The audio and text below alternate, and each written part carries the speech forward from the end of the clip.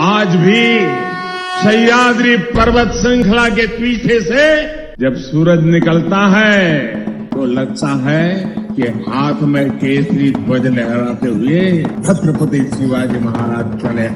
इंद्रजिमी जंब पर राघवसु अंब पर रावण सरंब पर रघुकुल राज है।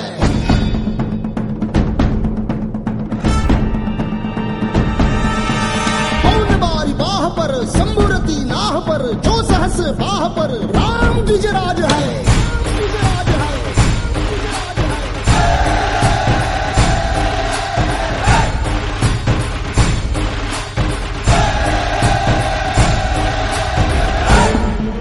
मेरे लिए छत्रपति शिवाजी महाराज ये सिर्फ नाम नहीं है, हमारे लिए छत्रपति शिवाजी महाराज आराध्य देव है।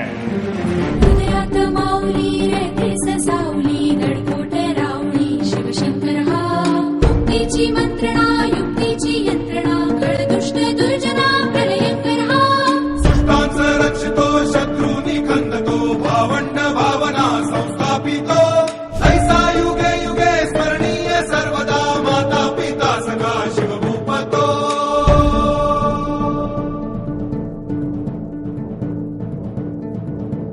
गावा दृढदंड पर चीता मृगशुंड पर भूषण वेतुंड पर जैसे मृगराज है।